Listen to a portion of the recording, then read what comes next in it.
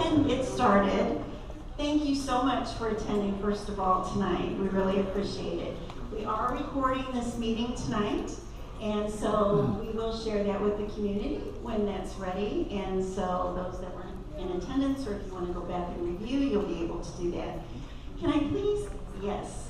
Oh, okay. He's waving his hand. Could I please ask everyone to silence their phones? Take a moment to do that if you would, please. And I'd also like to ask, in attendance tonight, if this is your first night attending a meeting about MySpecialPlace, could you please show me your hand so I kind of, oh, whoa. Okay. It just kind of helps me know what kind of detail or background that you've gotten and you haven't. So, wow, thank you very much. This is the most that we've had in attendance for first time, so I'll keep that in mind. Could I also ask for a show of hands of those that have attended an open house at the buildings? Great. That is awesome. So you kind of have the whole vision of what it looks like. Okay. So first of all, my name is Kristy Sullivan. I'm the president of MySpecialPlace.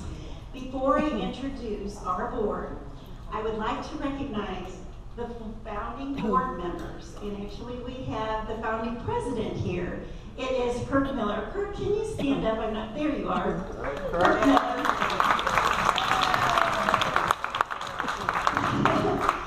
So Kirk started the first MySpecialPlace board in 2018.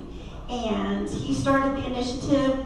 The board members laid the foundation for our board to pick it up and continue. And we are grateful to them for all the work that they did for 5 years. And I'll recognize a couple other board members.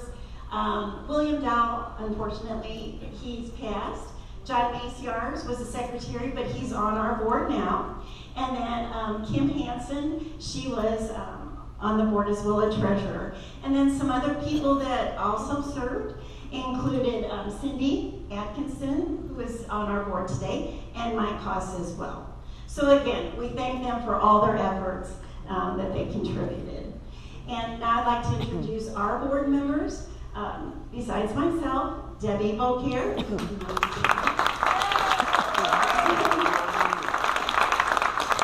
Debbie Beaucaire is our vice president, but Debbie is a champion in our community. She is relentlessly working for you parents out there. Not only is she our vice president, she is one of the founding members of AVENS, the advocacy group calling its name Advancing Families and Individuals Needing Services.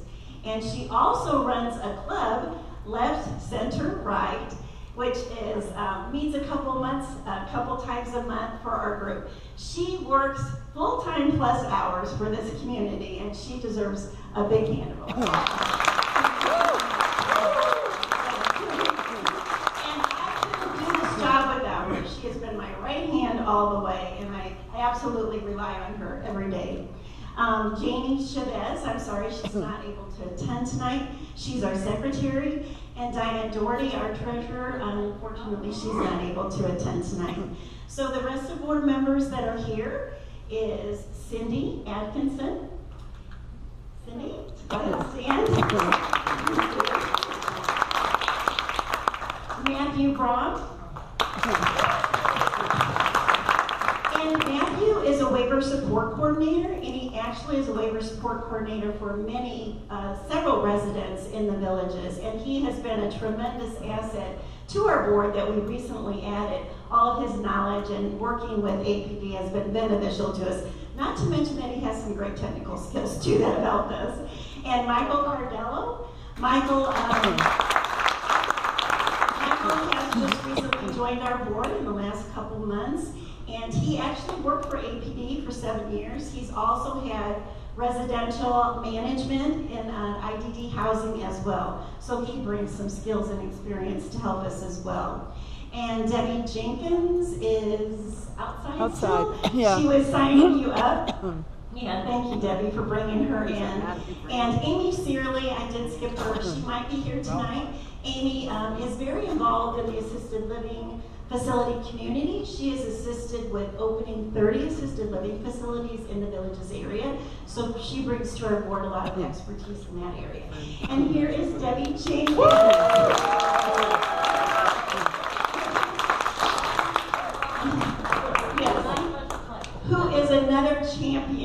our community. As you know, she's also the other co-leader of events, and she works diligently and hard for our community. So we owe a lot to them. And then John Maciars, who was on the original board.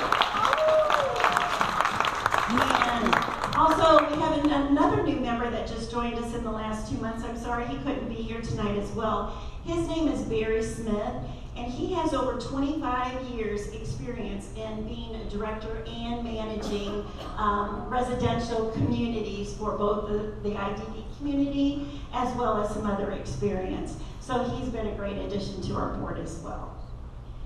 So as far as tonight, I will explain to you, I am extremely, yes, Debbie? May I just interrupt? What you need to know, because she's not saying anything, is Kristy has an extensive background for this community. She was the first person to bring Nights to Shine. Yes.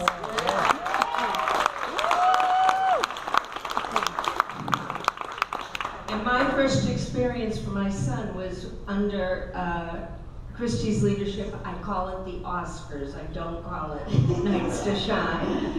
The other thing is she was had big leadership role in the first Best Buddies to come in and charge of matching mentor to Peer buddies. Peer buddies. Peer buddies, yeah. Thank you. And as well as starting this, I want you to know this woman, if she puts in 50 hours, that's a slow week. And it's been straight since April. This place would have never got off the ground without this woman.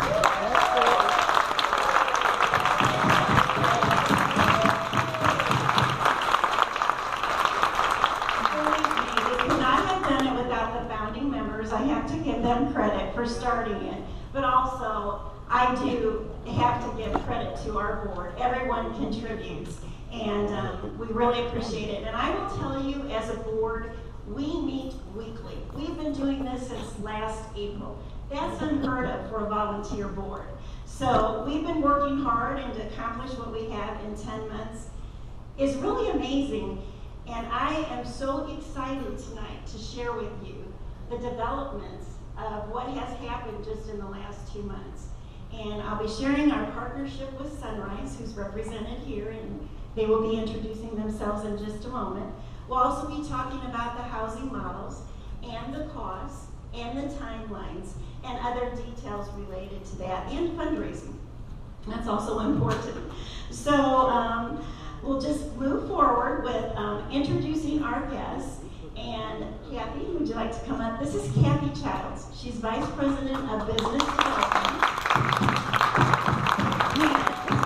We have been working with her since last June, and she is phenomenal. I would say we wouldn't be here today without Kathy. She's a pleasure to work with. She's very accommodating. She's very flexible, and she's very supportive of our project here in the Villages. She's brought 2 additional individuals from Sunrise that she's going to introduce and tell you a little bit about Sunrise.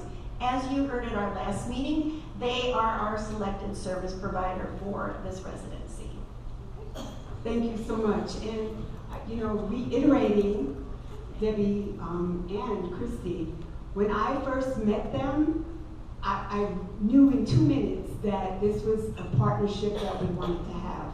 Their relentless advocacy, their knowledge, their skills are amazing. So I am very grateful to be honored with Sunrise working with you in the partnership. I can't say enough. You're amazing, amazing.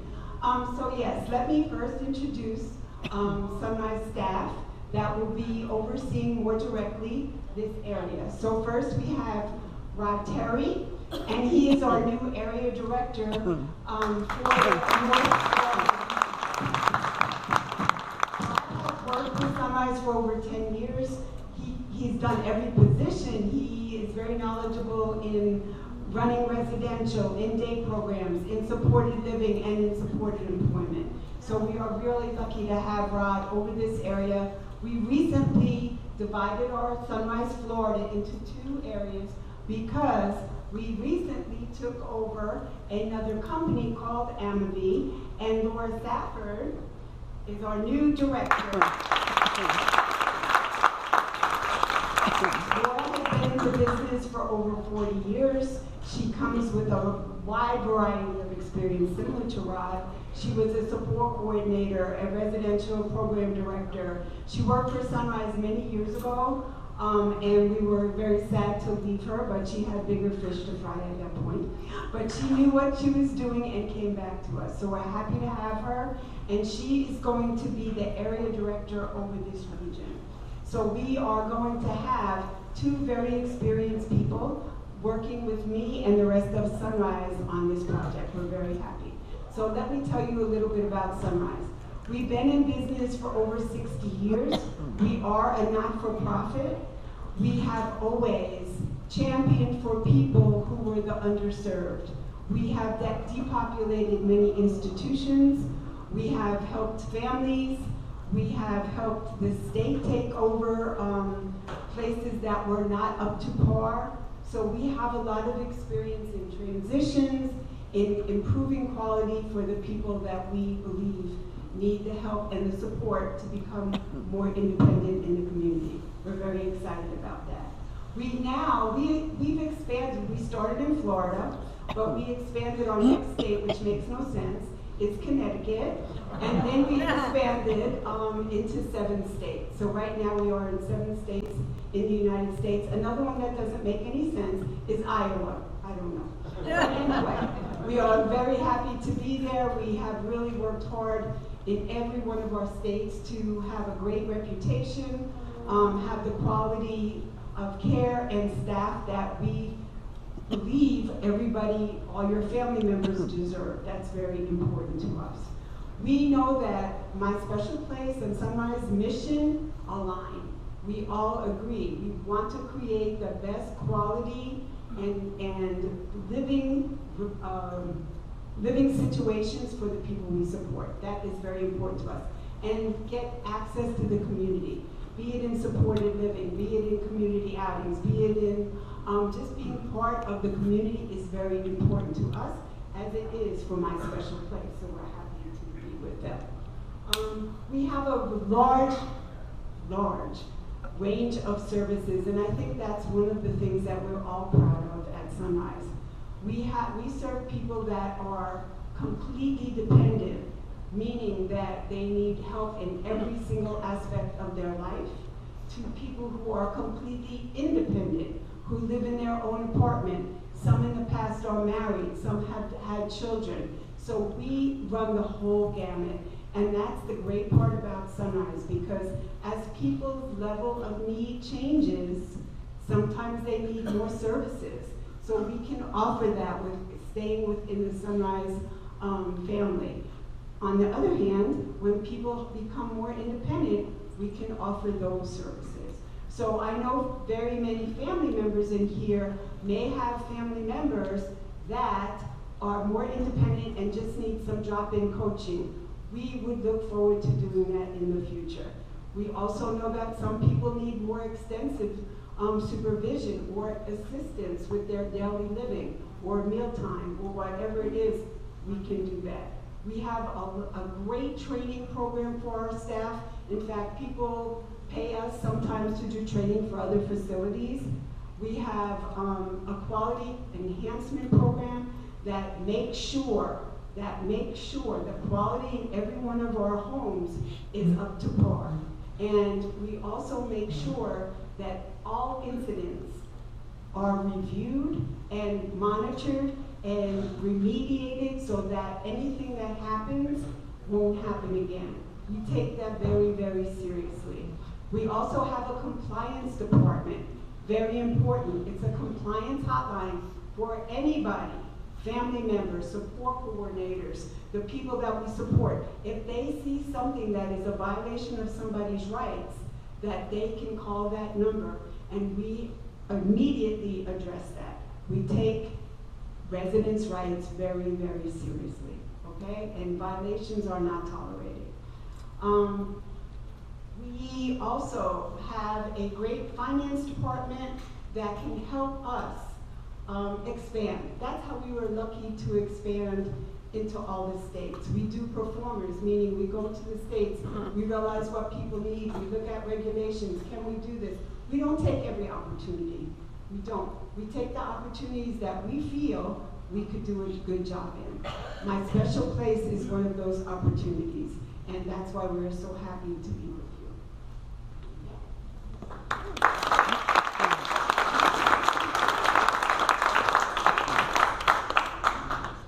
Kathy didn't mention that she's been at Sunrise for 45 years. That's kind of unheard of in today's work world, so it's amazing. There's longevity there for sure. Thanks, Kathy, for giving us that background. And by the way, they have over 2,500 employees, and I know that's increased because they just did this merger, as she talked about, which they took on 15 facilities. And they're also taking on a brand new one that's in Miami. It's called Casa Familia, and it's a more independent type, intentional community. And there's 60 residents there that they're taking on at one time. So they're expanding, and obviously they're being selected as a service provider because of the quality and the reputation. So next, I'd like to just review briefly what our mission is. And I'm going to see if I can change this mic, Brian, to see if this will work. I'm sorry, the mic that we hoped for was the one that goes around my head and that can work, and nope, that doesn't work. Okay. Oh boy, I messed it up. Okay, we'll try this. Okay. So our mission is we aim to enlist a service provider with experience in delivering residential housing and services for individuals with intellectual and developmental disabilities. And when I refer to that, you'll hear me say IDD, or you might still hear me say special needs. So we use those terms interchangeably. I want you to know I did not say in that mission that it was our mission to buy property, and I'll be circling back to that, okay? The goal is to develop and establish housing opportunities in the Villages area that empower adults with IDD to live safe and fulfilling and enjoyable lives. Our focus is on providing high-quality residences that align with the lifestyle of the Villages. And additionally, we seek to create opportunities for social engagement, recreation, and employment, helping individuals reach their full God-given potential. Okay, so who do we serve? Well, we serve families and relatives with individuals, family members that have special needs. But APD serves a very specific group of diagnoses or disability levels. And those are 7. The first one's having an IQ of 70 or less, severe forms of autism, spina bifida, cerebral palsy, Prader-Willi syndrome, Down syndrome, and then also Phelan-McDermott syndrome. In addition, there are some situations in which someone may have had a traumatic brain injury. If it was before the age of 16, they are considered for services. They could possibly qualify. I did want to note, I'm sorry, I forgot to mention, I will take questions during the presentation as long as you can keep them general. We'd ask that you don't ask specific questions about your family situation, your adult child, or your family member, because it gets us too far off track and it doesn't apply to everyone. So those kind of specific questions, we'd ask you to keep those towards the end, and often Matthew can assist with those. Sunrise might be able to address those as well, and maybe they just need to be addressed at a later time. If you do have a question, just please raise your hand. Debbie's got the mic, and she'll just come to you and let you ask that question. I'm allowing that because I know you have thoughts when we're presenting that particular topic, and you might forget it by the time we get to the end. So hopefully that'll work out okay. If you do have questions, again, just raise your hand. So as far as the housing model, with the housing model, our objective was to serve the broadest capabilities and individuals with disabilities. We did the best we can. Having the opportunity to acquire property that had 2 buildings was really ideal for our situation. It gave us that ability to offer such a broad range. However, I will tell you that they cannot serve everyone at these residences. I'll give you one example. If someone has what's classified as intensive or intensive behavior situations, there are actual group homes that are licensed specifically to handle those types of clients. And so that's why we will get into some of the assessments for the individuals that are considering residency there. But as I said, it's been our objective to try to serve as many as we can. Based on the meetings that we had with APD, we had to discuss numerous levels of housing models, and we've discussed those at previous meetings. And because of the, oh, I'm sorry, our treasurer's back there. I didn't see her. Diane Doherty. You want to stand up, Diane? Thank you. Thank you. I didn't see you slip in there. Okay. So anyway, that was probably the longest process and probably delayed our progress for a few months, was coming up with this model and licensing required for the types of residency that we were hoping to provide. But through a lot of conversations and meetings with APD, which is the Agency for Persons with Disabilities, that's the state agency that provides services and funding from Medicaid to this population. APD suggested that these buildings be licensed as assisted living facilities. And however, I know the first question is, assisted living, we don't want seniors to move in there. These buildings are specifically dedicated to the special needs. And there are use restrictions on those buildings that prevent them from being used for any other individuals besides IDD for special needs, okay? The residents will be evaluated and determine what care they need based on person-centered needs on each individual. The one-story building, for those of you that have been there, that building will be used for those that need that higher level of care and possibly even medical needs. For instance, if they use oxygen or possibly a feeding tube. In assisted living facility licenses, there's a standard license, and that's what the 2-story building will be. The 1-story building will be licensed a little higher level, which is called ECC, Extended Congregate Care. That allows them to give that higher level of care for those that might have more medical needs. And we also hope that it will allow for individuals to age in place because of that extended care. That's the objective. Also, the objective is, I'll show you an aerial shot too. This is the buildings, and now that I know that many of you have, oops, Neil. Okay, sorry, I pushed the wrong button. I was trying to find the laser button. The middle one? Okay. Oh, there it is. Okay. So here's our 2-story building here. And then here's our 1-story building. And of course it overlooks the waterfront, as you see.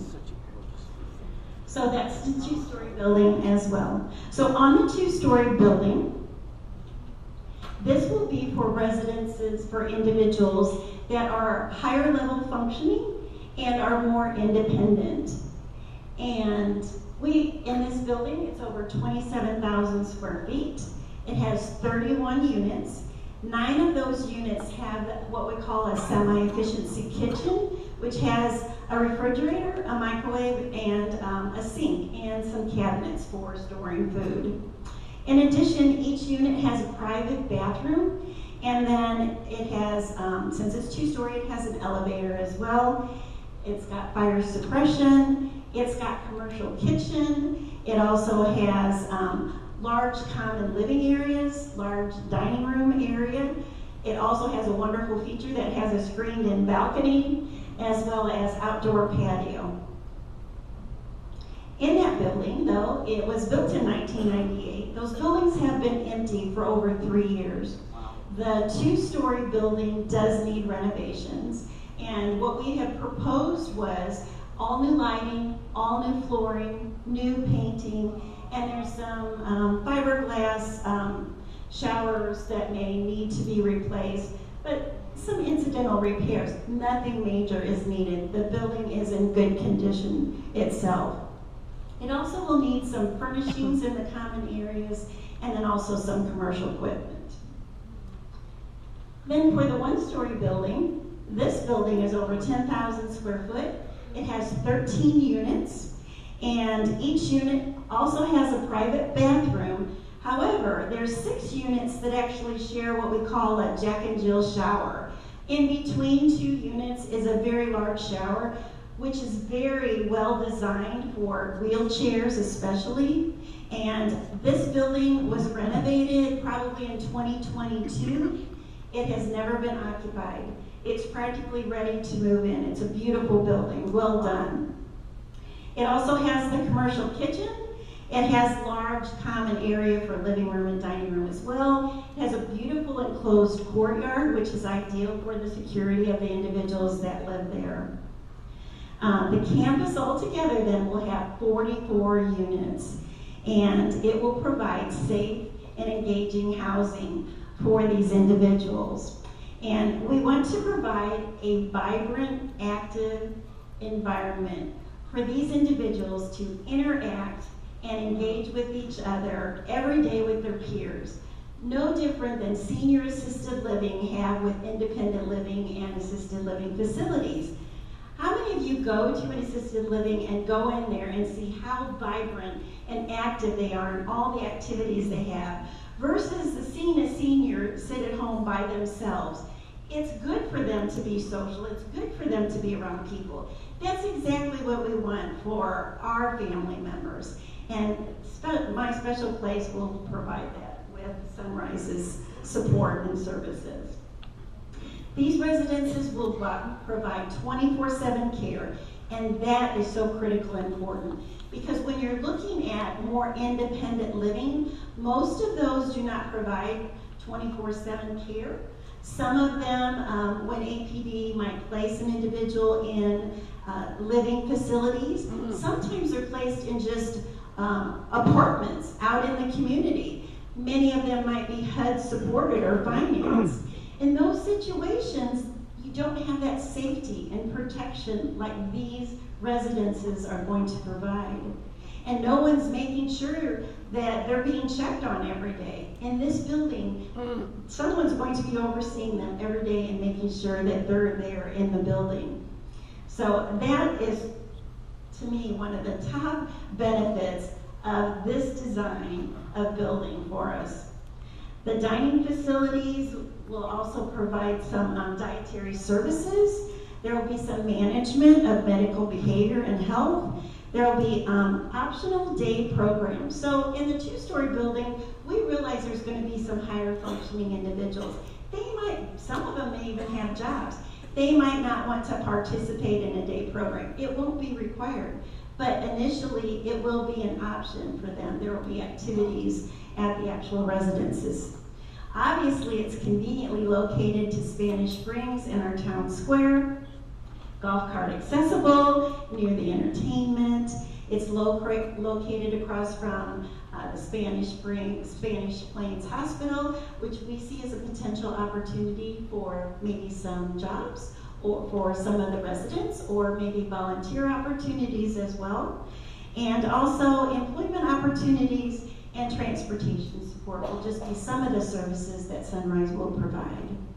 And we will talk a little bit more about transportation, but I think at the last meeting, we've had lots of discussions with Sunrise throughout the last 10 months, and Kathy and I. Just this week, we were clarifying on the transportation. And for those that do have a job, we did clarify, and this was just incorrect information from our understanding last meeting. There will not be transportation provided by the staff to their work. However, the staff will coordinate transportation options to their work. Transportation will be provided, though, for medical appointments, entertainment, and social activities. and needs like that. But work is a different animal, and I don't know how many people that really applies to that will live there, but those will be addressed. Again, they will help coordinate those needs. Okay, I want to make sure that wasn't a question. Okay. I wanted to explain to you that these residences are not exclusive to Villages residents currently. So that means people that live outside the Villages can actually apply to live there. Okay? Any questions? Okay. So, Sunrise Partnership, this is the great development. As I mentioned in our first meeting that we had way back June last year, it was never the intention of this board to buy property or to be owners of property. And also, we're a board of primarily retired individuals. We didn't want to be property managers for the rest of our retirement, quite frankly. However, in the early stages of this development and working on this project, the housing models we were looking at weren't going to allow the service provider to own the building and provide the services. It was because of these housing models and structure. And some of that's legislative statutes that prevent it. However, as we progressed and worked with APD and landed on the recommendation to license these buildings as assisted living facility, that opened up the door for the operator to own those buildings, which was a great opportunity. So as we worked together on the pro forma and the financials of how this would operate, we could see that leasing the property to Sunrise, because of the cost of the building and the expense of that, wasn't making it financially feasible for them to operate successfully. So they approached us and said, you know, our intention is, we prefer, our business model is to own our facilities. And could we look at a lease to purchase? And we were open to that. But then our board, working through that, they were thinking maybe 2 or 3 years down the road. But our board came up with the possibility of approaching Sunrise to say, would you be willing to come in sooner than later to be the owner of the buildings? Another reason was because we knew that there was going to be this renovation project. We're not project managers, and for our board to oversee a project like that, we were looking at maybe possibly paying a professional project manager, a construction project manager. That was going to cost more dollars and substantial. We knew that they had an engineering director and a department, and we felt that was an opportunity for them to come in, if they came in on the front end, that they could oversee those renovations. So that was another advantage. So in working this out, Sunrise had indicated that it wasn't feasible up front for them to buy the buildings because of these other acquisitions too that were going on. So we came up with the idea of what if we contributed to help them buy that property up front. And so we worked on a proposal in December, presented it to them. It's gone to their CEOs, CFOs, and came back very positive.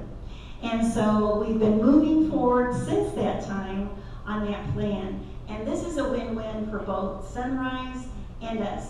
They prefer to own the buildings. We prefer not to own the buildings. So what does that mean?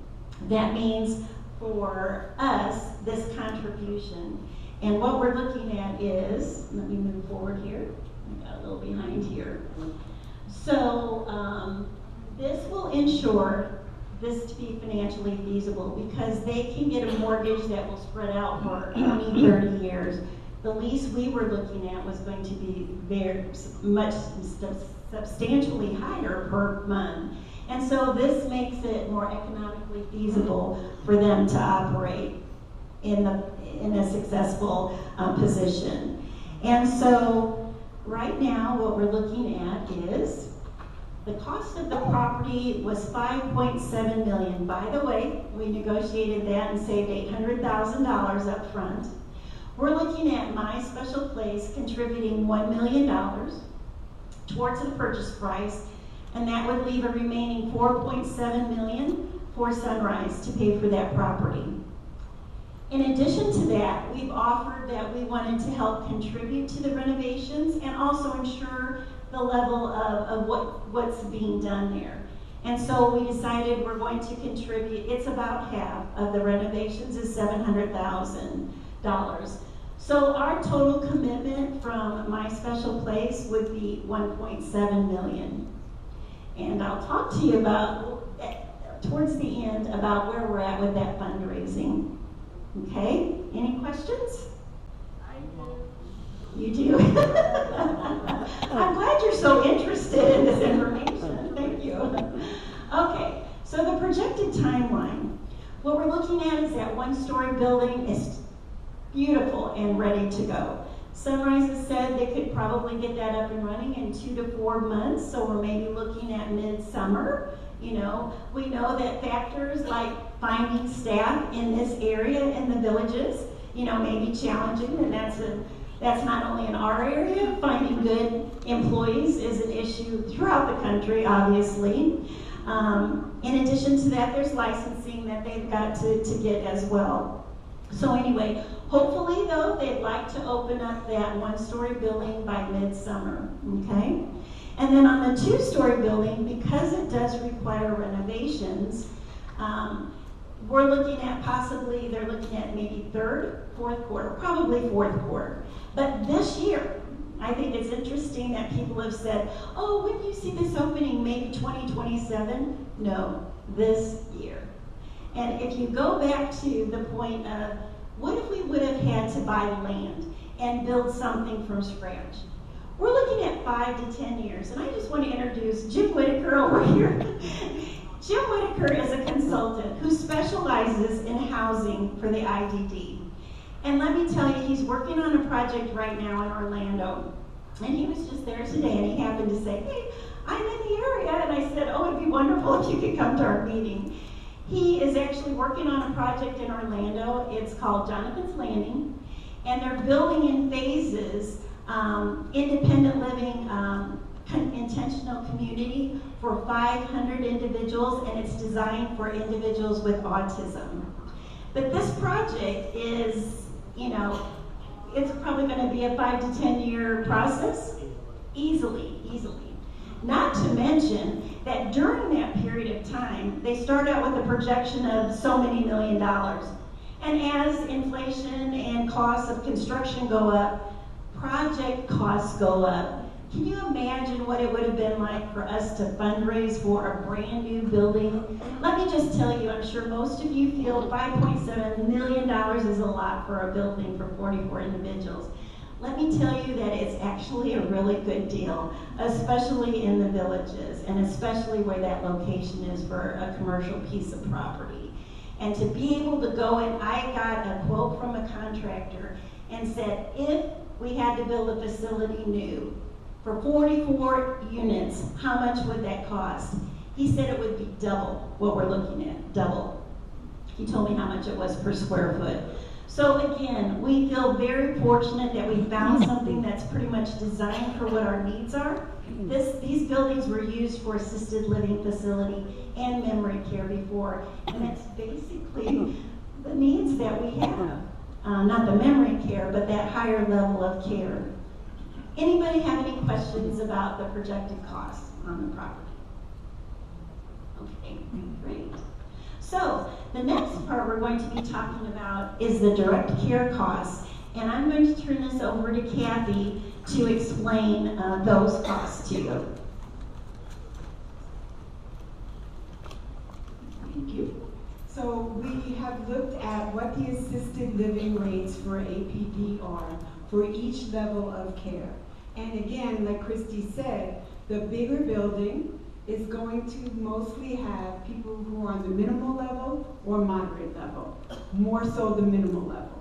And so the rates per month are the $29.19 for the minimal, and the moderate, the $4,607. And those each require a certain amount of staffing, and that's important for you to see how much staffing that level of care needs. As you see, minimal level are people who are much more independent. So, you know, you're going to help them with maybe doing a grocery list or paying their checks or getting a job, whatever it is. And so they're going to require only 4 hours, give or take, a week of staffing. A day, rather. Thank you for that. Moderate level will be the 6. Now, the extensive level are the people that we anticipate have a higher level of need. They need help with daily living, with self-care skills, with brushing their teeth and eating. And those people will require at least 8 hours a day, at least. And we know, Rod and Laura and I, know that sometimes they require more. And that is our job, if they do require more, to go to APD and make sure that they get the level of support they need. So these will be our costs that we would ask the families to either, because of they have their cost plans already through APD, or that would be a private pay cost. Okay, so that's very important that you understand this, that it isn't cheap, but we encourage you, and I know Kristy has talked to all of you many times, you need to have people get the services that they need. Florida is required to do that. They need to get you the services that you need for your family member. Very, very important. The waiting list is very long, so you want to make sure that you're on the forefront, that you're there every day, and especially the new managed care is going to help you. Please pay attention to that, and if your person is on the waiting list, please go through that, because you can get services quicker than being on the waiting list. Very, very important. Any questions about that? Yes. Perfect. Okay. Yes, of course. Is it me? Yes. Okay. So you said that the highest level of need would be 8 hours per day. Correct. And you would be asking if you had APD for 6,000, whatever. What about the rest of the hours of the day? Well, remember, this is for everybody who's in the facility. So say that you have the 13 people at 8 hours a day. That is going to give you around-the-clock staffing. So that's how you figure it. You figure how many people are going to receive those services, and the staffing needs are based on all of those hours. So say if you had 10 people that needed 8 hours a day, you would have 80 hours a day that you would be required to staff for. Does that make sense? Because each of the people are getting 8 hours. Not one person, it's just not one staff doing that. Does that make sense? Yeah. Yes? That clears that up? Okay, perfect. Yes? Oh, go ahead. What is that, so the figure, like, if you're minimum and you have a report, $29.19, what does that all encompass? What does it cover? That mostly encompasses the staff and the training that the staff will give to the person that is living in that home. So it has nothing to do with what they pay to stay there then? No, room and board, if you go back to room and board is doing that. So that's an additional on that? Correct, correct. And usually that is paid through SSI or SSDI. Yes. Mm-hmm. What else can we answer about that? The costs are important for you to understand, because we want to make sure that the person that's in your family is getting the support they need from the state. That's important. They're entitled to that. You need to really make sure with Matthew, with other support coordinators, and through the APD offices, that you are really getting the support and the services you need for your family member. What else can we help? And we will help you with that also, by the way, because we are very used to, you know, somebody coming in with a lower level of, then we live with them they live with us for a while and go, no, this person has this need. So we will work with the support coordinator. Well, these people aren't going to have support coordinators because it's not. But we will work with the family members and those people to get the higher level. We will make sure of that. Can you explain about the basic? I was trying not to. Oh, I mentioned it last. Perfect. So what we did, when we looked at the levels, the basic level, which is not on here anymore, because we realized that we really cannot afford to support people who are on a basic level. The number of the money that we get to support somebody that has only, 2 hours a week or something very little. Correct, 2 hours a day, I keep saying week. Anyway, that's not going to work in this model. However, Sunrise has a lot of experience with people who only have basic needs, and they usually are in supported living. They usually are in personal support homes, where sometimes 3 people live together, and we have either drop-in staff or staff around the clock to help them, and that's real important for you to know. If you have only basic level needs, you probably don't need these services. You really don't, and it's kind of almost a disservice, because you want least restricted services for your family member. Always you want the least that they need, because you want them to be independent. They can't grow unless you provide, the support, only the support they need, not over support, because that doesn't help them. Okay? Does that help? Okay. So the room and board, depending on the room and the unit, we are going to be charging $800 to $1,100, and it's going to be based on the room size. Like Kristy said, there's 9 units with kitchenettes or in them, so those will have the higher level, and then the smaller rooms will be at the $800. And usually, again, most of your family members have SSI or SSDI, which is going to contribute to the room and board payments. And the room and board pays for the rent as well as the meals. How about services, Kathy, like television? Usually, if a person wants a television or a cable rather in their room, then they would pay for that out of their own personal accounts, yes. Mm-hmm. We would probably, Sunrise would pay for a general, and you can correct me because you guys do this more than me. They will do a general cable for the whole building, or streaming service actually we use now. We don't even use cable anymore. But we would pay for that as part of our utilities. Mm-hmm. Correct. Okay, anything else on these? Right, APD does not, SSI, Social Security does pay for that. That is what their job is. It's important to make sure that any of your family members are receiving that, because that too is a right of everybody who has a disability. Yes, ma'am? Does that mean that Sunrise can be rep payee? They can, yes, and we are rep payee for the majority of the people that we support. Mm-hmm.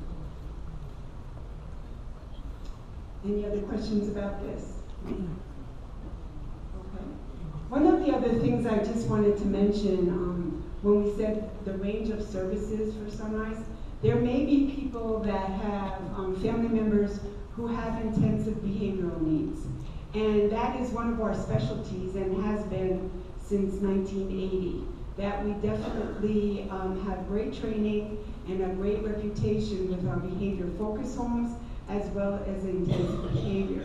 And more that is a need in the state of Florida as well as the whole country.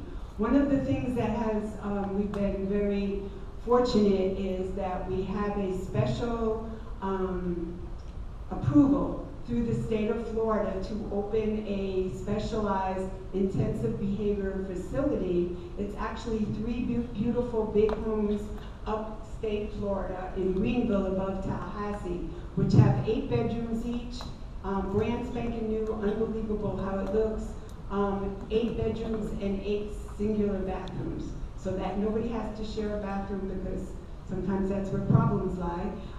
So we are looking forward to, if you know any of your neighbors or you know somebody struggling with a family member who has intensive behavioral needs, please reach out to us. We would want to help them. Those placements are hard to find, and we know that that can be very straining on the family and the family members. So we just want to make sure you know that too. Okay. I made another chart too that outlined what the total cost would be if you include the standard $800 for a studio plus the level of care costs. So for a minimal level, we're looking at $3,719 a month. And then for the moderate level, $5,407, and extensive, $7,332. So I want to explain, these rates are established by APD. These are not determined by Sunrise. So those are statewide. However, for those that are private paying, it will be the exact same rates that will be private paid. Is there any questions about that? No. I also wanted to mention that in the rooms, the individual would bring their own personal furnishings. And we did have a question come up. Could my child have a microwave or maybe a little hotel refrigerator in their room? And that is feasible. And we've even talked about, in the hotels where you see the cabinet that has the microwave and then the refrigerator in the bottom, providing something like that could be purchased, the cabinet, so they're consistent, but that the resident could provide their own microwave and refrigerator, so that would be a convenience to them as well. We bring our own furniture? Yes, bring your own furniture, yes, and decorate your room how you'd like. Debbie, there's one question over there. Just a minute, we'll get you a microphone so everybody can hear. Well, this isn't about room and board, but I was wondering, can you take your child out, like for the weekend if you want? Yeah. There's a couple other questions, or points too, I think. In a week? Yes. Yes, absolutely. Sunrise has an open door policy. Everybody who lives with us is allowed visitors, of course within reason of their roommates, but we always have an open door policy for family members, absolutely. And you are allowed to visit anytime. Can we take them out? Oh, going home, yes. Well, here's the thing about that. Yes, you can go home, but again within reason, because pretty soon if you go home too much, just saying, then people go, well, then why are you with us and you're taking up a room that somebody else maybe could use. But yes, we encourage family interaction. We encourage people going on vacations with their families. We like to take our own people, our residents, on vacation. So yes, all of that. But we definitely have 24 hours, yes. Debbie, there's wait a minute, I think she has, are you done? Can you take them out 21 days? I don't know. We will check the regs on that because assisted living may or may not be the same. Yeah. Yes. The question back on the basic level, so you see that there's a different model, so the candidate who has basic level. I think that we were discussing that at length, that a basic level could come in and pay the minimal level of private pay, if it's private pay. And if they are basic level through APD, then we need to go back and work with the family to see if we can get them to minimal level. So if they need less than 4 hours a day, they wouldn't fit here? No. Why is that? Yes, and just to be very clear again, who determines the level of care is APD through the QSI assessment. And if you haven't had one for a family member, that's very, very important because that determines what level of funding they are going to receive. Mm-hmm. Yep. Who else? Yes. So if you have not been through APD, because you are going to be private pay, Sunrise will work with the family and make sure that we do an assessment. We have assessment tools to determine the level of support that people will need. Mm-hmm.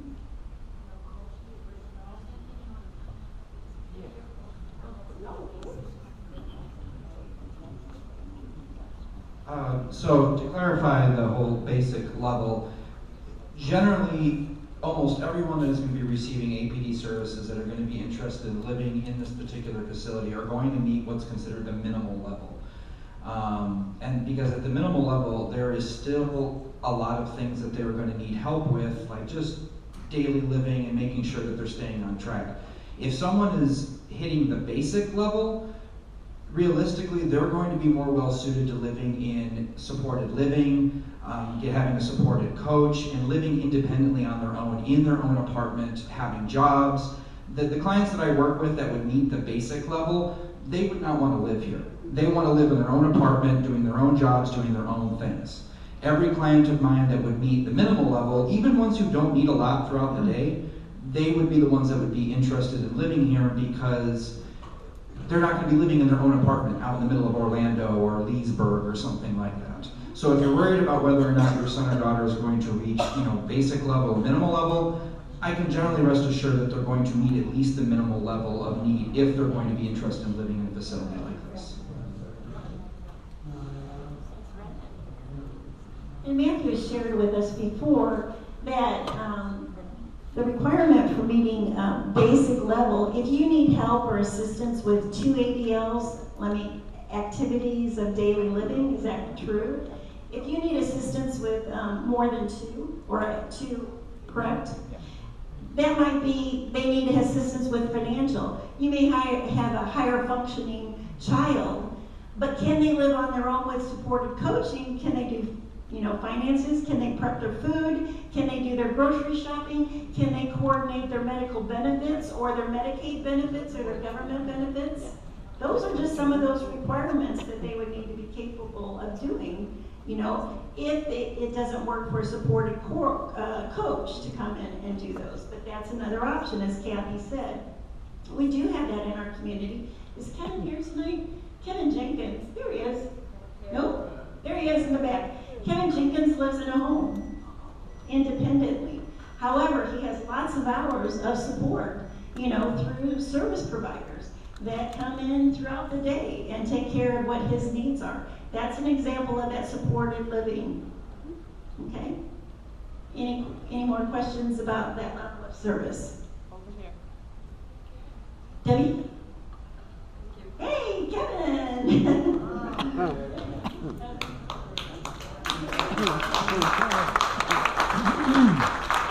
What about when you guys, Put it closer. Just closer to your mouth. How about I hold it? Okay, you got it.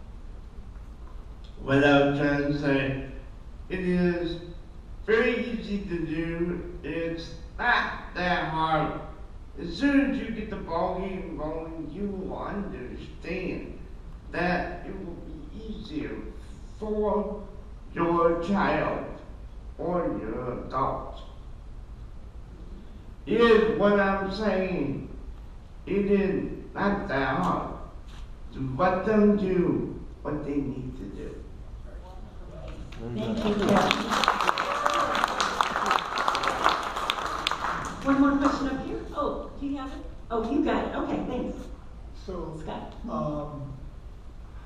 With the 2 facilities that you have, Yes. I would think that the one would be just minimum level entry, and the other 2, moderate to extensive, would be the single floor?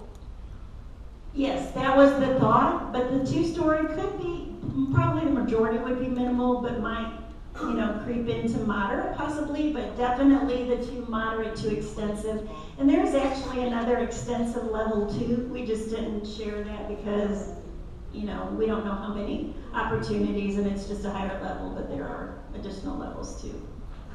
Yes, there's a question in the back, Ian.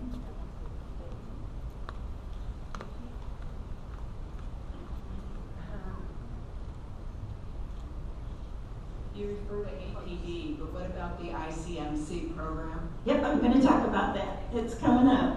Thanks, Ann. And we might even ask you to share. Any other? Yeah. Go ahead. Has anybody been selected yet, or the process has not started? No. No one at all. No individuals. No. We haven't even yet. No. And we'll be talking about that application, Yes. consideration process in just a little bit. Okay, thank you. Thank you. And I also wanted to say that, as someone questioned, can Sunrise be the rep payee? And yes, they can. And as she said, that's common in some situations, especially if you're trying to plan for the future. When you're no longer here, you want that already in place and them taken care of. If they get the SSI or SSDI check and they are the rep payee, they actually take out $160, which is personal allowance for the resident. And if they have any extra money left from their SSI or SSDI, that money is put into a separate account for them. Sunrise monitors that to make sure they don't go over the $2,000, limit that they can have as an asset, to qualify for their benefits, their government benefits. Okay. Any other questions about that? Okay, then we're going to talk about, next up, residency application process, and I'm going to let Kathy talk about that. I'm sorry? I'm not that familiar with all the Florida regulation yet, but are there other funding sources that are been looked at that can or cannot supplement the cost of this, like adult foster care or those programs? What was the other program you mentioned? No, adult foster care. Adult foster care. Adult foster care is a different service. Actually, we have some adult foster care homes. But it does not fit under, it will not fund the assisted living model.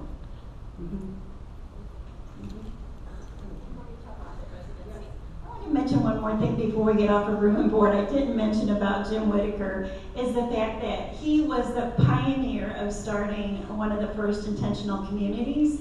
It's called the Arc of Jacksonville Village up in Jacksonville. We visited that site. It's absolutely beautiful. It reminds you of the villages, consistent, beautifully manicured, fantastic facility. They have recreation facilities, pools, so forth. It's an awesome facility, but in addition, they just built a group home, and it has 6 people, or 6 bedrooms, or 8, Jim? 6 apartments. 6 apartments. I'm telling you, it's phenomenal. I mean, my impression of group homes is nothing like what I saw up there. And he did that 10 years ago, and again, he specializes and works with lots of projects, not only in Florida, but in other states. And it's an awesome facility. But they spent over $1 million on that building, and it shows. It's amazing. Yeah. So now we're going to talk about that. Okay. So what we will be doing, we will be sending out a, I was thinking about this actually, Kristy and Debbie. Well, we'll send out a sample application, okay? That will be just to get into Sunrise Services. So everybody gets a chance to look at it, and then you know what to bring and so on. But what we will do is we will send out, a blast to everybody when we will begin the application process itself. And we will open it up, and as you do the applications, they will be time-stamped, because we may have 100 people and we only have a certain amount of apartments. So we want to make sure everybody gets a fair shake at the application. We want to make sure that we reach everybody, because what if you're on vacation? What if you didn't see the email? What if you didn't? So we will give it substantial time so that we know that everybody who needed that information has it. But the important part is it will be time-stamped. From that point, we will review the applications and in the order that they came, and we will start doing interviews. The personal interviews for us is the most important, because things on paper don't match necessarily what people's real abilities are. And sometimes the information is not going to be matching. Sometimes parents think that the person in their family can do nothing, and we're like, oh my God, they're a genius, they can do all of this. So we have that expertise, those eyes that have been trained to figure out what needs and support people have. So that's where we will start doing the application, the assessments, and then determine where can they, first of all, come to either of the buildings, and then talking with the family members, and mostly the person supported, what unit they want to live in. And according to the timestamp, we will show them the rooms that are available and let people do their choices. Did I hear that? Okay, so there are 9 rooms, like we said, in the bigger building that have some efficiency needs. Those people that have that ability will only be the ones eligible for those rooms. We're not going to have a person that really doesn't know how to use any of those anemone, doesn't matter. Any of the stove, no, the microwave. We don't want to, I don't want to say waste it, but we want the people who could really benefit from that and who have those skills, have those first dibs on those rooms. Now, what we would always hope is that everybody at some point in their life will have those skills, and then we can start looking at that. But that's our thoughts, yes. Perfect. Hi, my name is Claudia, and I'm here with my sister Teresa. Hi. We were curious, are there actual rooms, you said we wanted to go and visit before we make an application? Yes. Okay. Yes. Oh. Mm-hmm. Yes. Timing? Timing of that? When all this was. Well, we have to finish the transaction, so we hope in the next 30 days, if not sooner, the transaction between us buying the building. Once that occurs, then we can start talking more, and we will get the applications out and so on. Mm-hmm. Yes, ma'am? If they're not chosen for the first 43 rooms or 44 rooms, is there a wait list? We will do a wait list, yes. Mm-hmm. Absolutely. Did everybody hear that? Debbie? Yes, there's a wait list. Yes, I've got somebody first. Okay. Okay, so say we're interested in the semi-efficiency, but there's a very limited number. And we put our name in for that, we don't get it. Would we go at the bottom of the list for the other? No, I wouldn't, no. You'll still keep your slot, whatever that slot Okay, is. so if we didn't get the. Right, and then we'll give you the other choices, and then hopefully sometime Thank you. you would get that opportunity. That's an excellent question, actually. How much staff will be available on site in the off hours? There's no off hours, we're 24 hours. Okay, so there's somebody. Always, Okay. yes. Mm-hmm.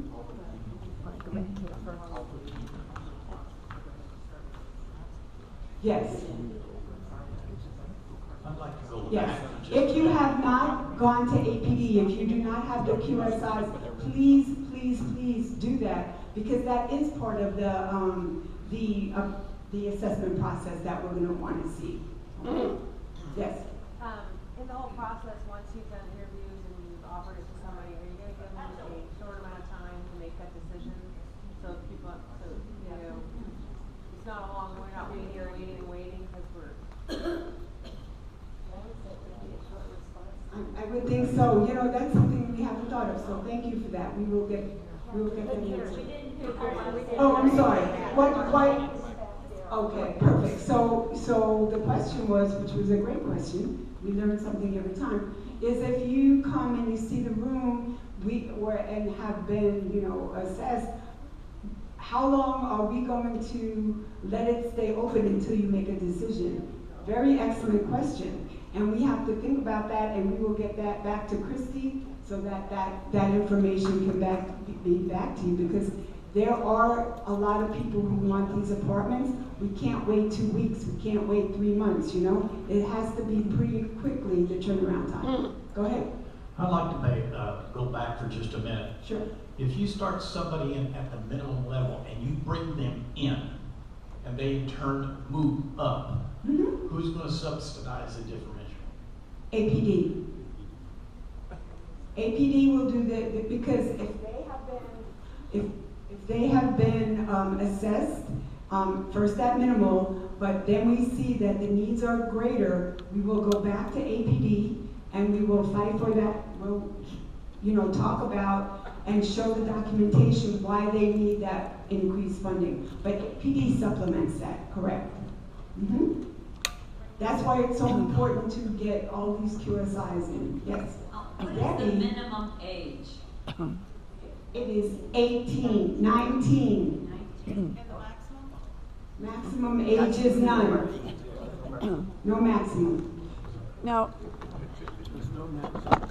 let's say our person has already had the QSI, but their needs are different because they live with us. In other words, my son doesn't have to worry about his meds because I take his meds, and he doesn't have to worry about his money because I do his money. So, depending on whether he's living with me or living in the facility, his needs would be much higher there. But his score probably reflects his situation right now. But I would think, and you can finish this, Matt, but it's really, can they do it themselves? And that's what it's based on, not who's helping them. But you right, exactly. Yeah, and if needed, depending on a person-by-person basis, it is very easy to request a new QSI done that'll take into account a living change. So when you meet with the QSI assessor, and if they're planning on moving into this facility, that gets part of the discussion, and then they will assess it based on that. Correct.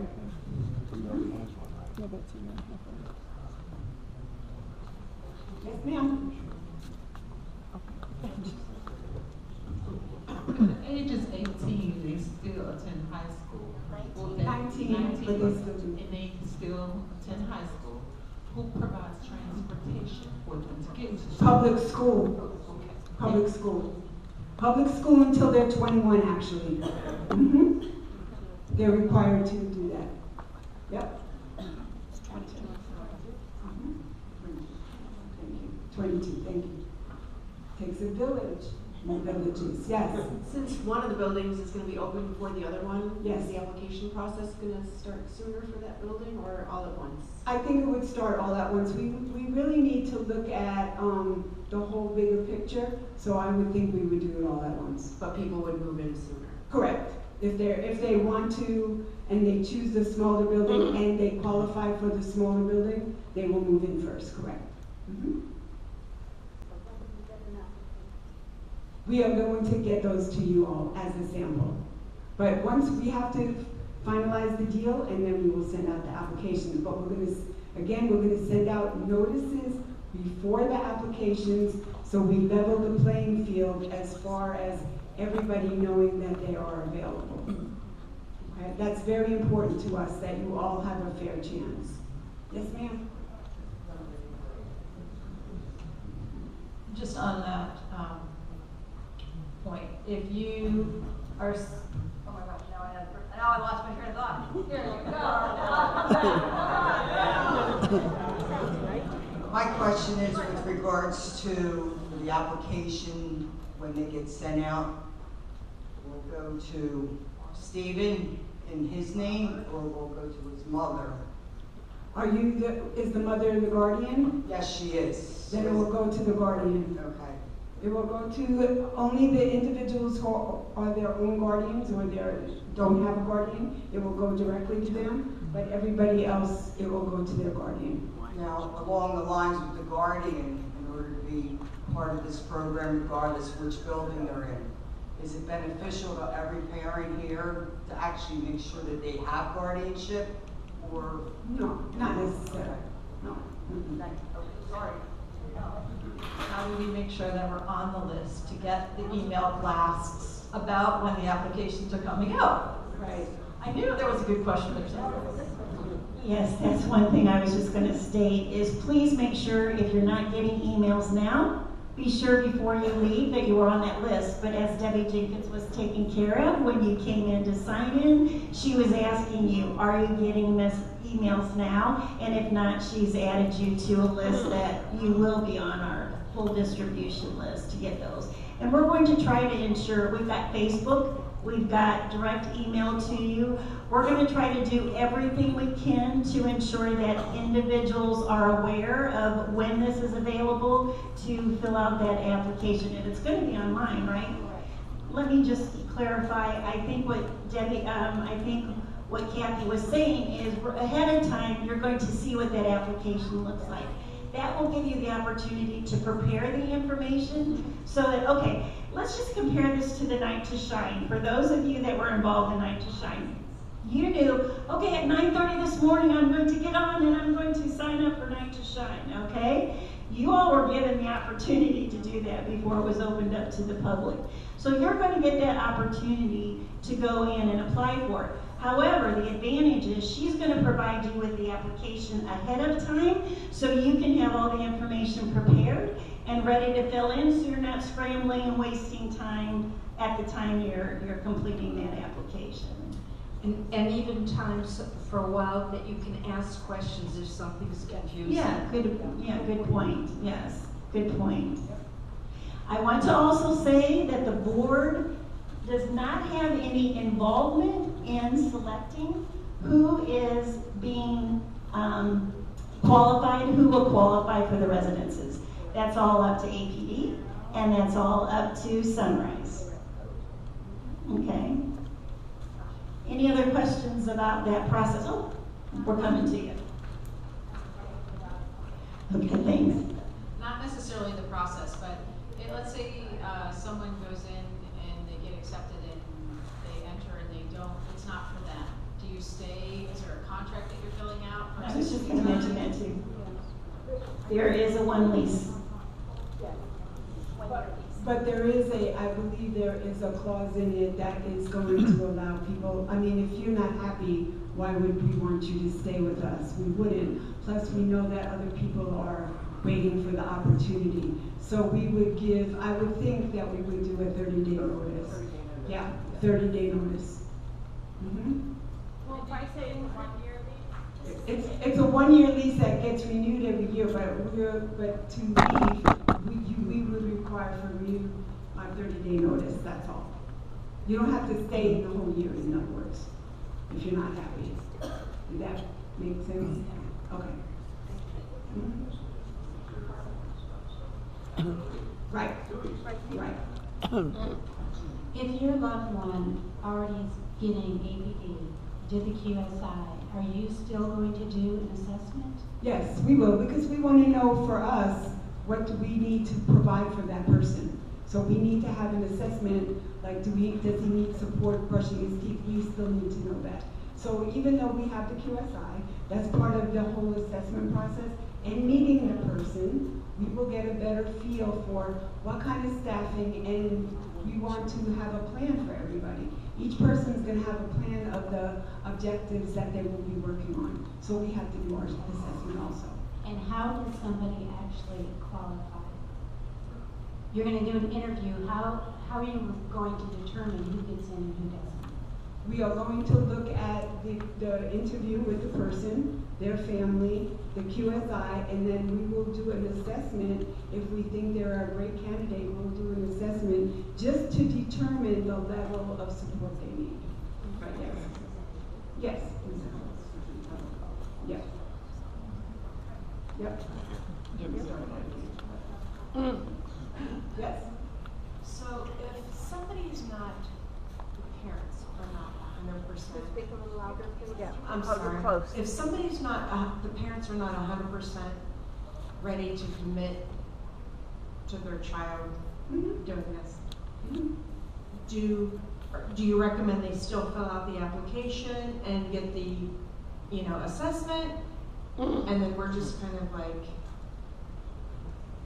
I would think so.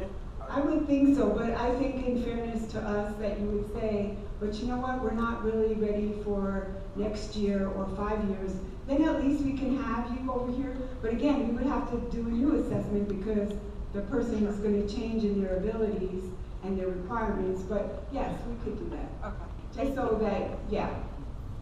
Right here. Thank you.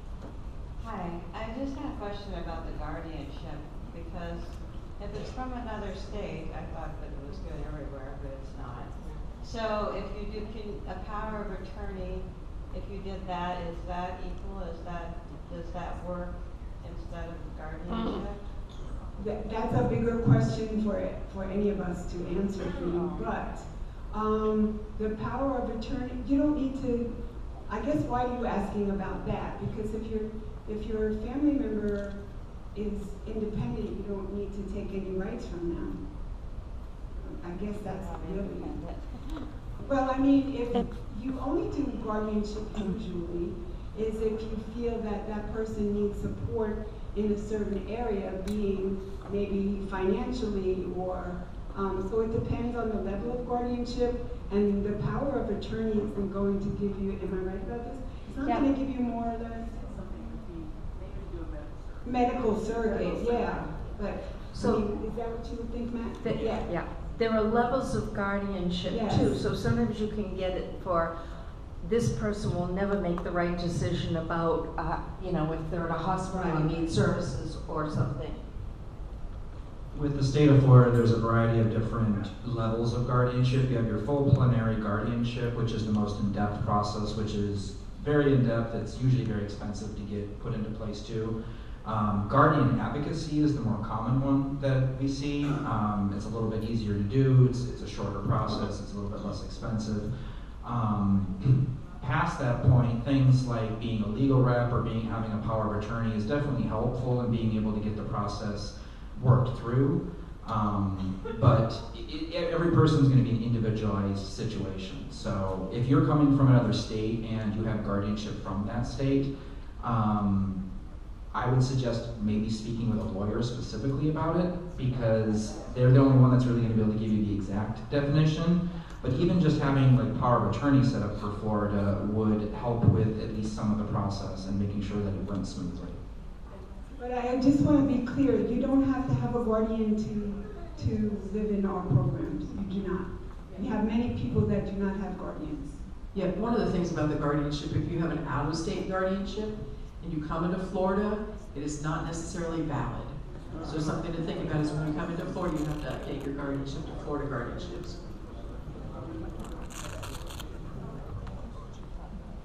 Will you have annual COLA increases, price of living increases based on what APT does, or?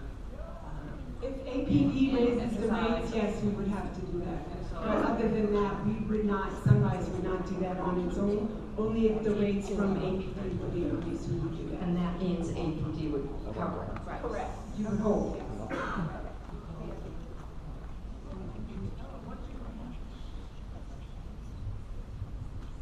We set up a special needs trust several years ago, and the attorney had a power of attorney in there.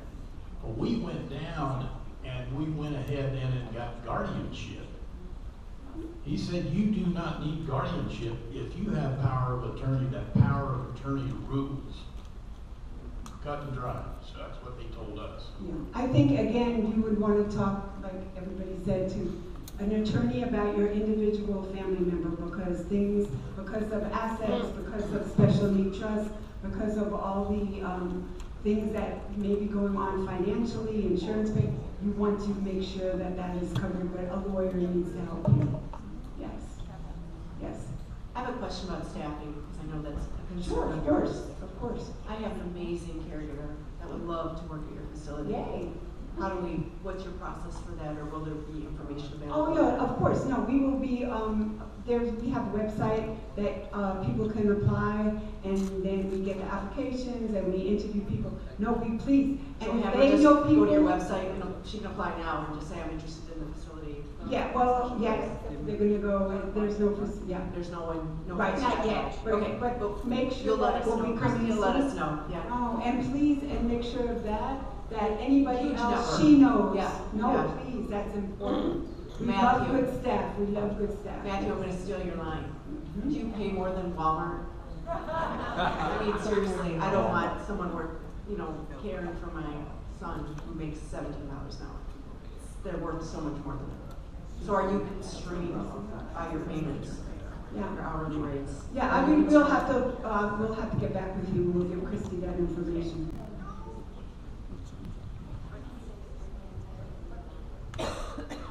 Yes. This question is, well, if one of the clients works, or a client wants to say they're able to ride a bike or something, can they go out and do that? It depends on the person's plan. Yes, if we know that people are able to do certain things, it will be written in their plan, and their plan for safety, and their plan for supervision. So yes, we definitely have people who can travel on buses by themselves, or ride bikes by themselves, or walk to the store. But it's all very well documented in their plan, and that's part of the assessment process. that we discover what level of support they need for an activity like that. And do they make sure that the person comes back? Yes, yes, we do. We have to. That's kind of yes, we do.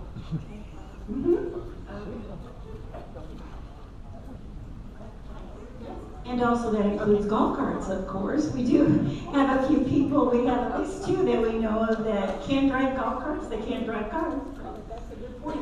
Good point. Right here, right here. For the people that need more care, will there be any medical people on staff? Well, here's what we have to do again. According to the regulations, we will assess each person if they need nursing 1 hour a day or 1 hour a week. That would be part of their plan, and that is the service we are required to provide. So it's going to be according to their plans. Okay, so MySpecialPlace loaned Sunrise money to buy this place. Give. Or gave money. Let me clarify that, it's a contribution. It's a contribution. It's a contribution to make that possible and make it feasible for them to come here. So what part does MySpecialPlace play in after that? Well, for one thing, we will have a member of MySpecialPlace on our board, and we would hope that our partnership for the forever future would be activities, fundraising, suggestions, working very closely with what MySpecialPlace's mission is and making sure that we're always in a line. I mean, that's really, it is truly a partnership. But it is not, if you're asking any type of management, no. Do you guys help self-medicate people too? We sure do. We teach that, yes. The other funding service of the ICMC. We're gonna, that's our next topic. Yeah, here. I'm sure you forget that one. No, it's next. And I'm sorry, I meant to say this up front. We have snacks in the back. I didn't plan to take a break because we did that last meeting and it was hard to regroup people together. So if you need a drink or a snack, feel free to walk back just discreetly if you wouldn't mind. We're getting close to the end, but we've got just a couple more, 3 more topics, I think. ICMC, that's the next one. And let me just flip to that. So ICMC is the Intellectual and Developmental Disabilities Comprehensive Managed Care. Can I just see a raised hand if your child or your family member is receiving that? Okay. Okay, that's good. And anybody that's considering that, I would suggest that you maybe refer to them. I'm sure it's really fairly new for them, but the advantages, and we talked about this at our other meeting, but for those that are brand new here tonight, and if you're not aware of that, as many of we have preached for the last several meetings, there's over 20,000 people on the wait list for APD services. And there's an average, I've heard, of 13 years or 8 years to stay on that waiting list. ICMC is a managed care program that actually is in place of iBudget. It's an opportunity to get services much more quicker or almost immediately just through the processing of that. And actually, Kathy has informed us that they pay a higher rate to the service provider than APD does. That's a huge advantage to a service provider. But as we've encouraged you before, if you're on the wait list, pursue that opportunity. You can just Google it. We have information. I think I might have provided that at one point about the email, and we'll try to provide that again. But check into it because it is a way to jump on and start getting services. And if you're getting services, then that means they could qualify for their care to be paid for at the residences. Go ahead. And if you haven't heard, if you go on it and stay on it for a full year, when that year is over, if you're not satisfied with that, you're automatically put on the iBudget waiver. You're not on the wait list. Your services go straight to the more standard way of funding APD services. Anybody have any questions about ICMC? All I can say is I encourage you to check into it. As you know, Debbie Jenkins and Debbie Beaucaire with the Offense Group are great advocates to talk to, about, applying for the APD services if you're on the wait list, how you can work that to try to get moved up or get services. I will tell you, just in the last several months, we've had several people. Colleen is a perfect example here. How many years were you on the wait list for Brian? 13. That's what I thought. 13 years they were on the wait list for APD services. They just are in the process of getting those now. And really excited for them to get that. But if you're not in a position to private pay, this is what you need to make a priority. Work on getting those services. Any questions? Yes. My nephew is on an APD waiver. Yes. Is that different from QSI, or is that? Okay. APD waiver is what we're talking about when we say funding from APD. The QSI is just an assessment that helps them determine how much funding they need for the care that they need and the services that they need. And by the way, isn't a QSI done every 3 years? Yes. So if your QSI, if you know that your child or your family member's QSI hasn't been done for almost 3 years, contact your waiver support coordinator and suggest that they get that done sooner than later. Speed up that process and get an up-to-date one. That's an opportunity. Any other questions about that? And we wanted to talk about a day program. So initially when Sunrise comes in, they're going to do day program type activities in the 2 buildings on site. However, it's their objective, once the buildings are up and running, fully occupied, everything's going smoothly, they're looking at positioning themselves to acquire or lease a building that would be a separate, they call them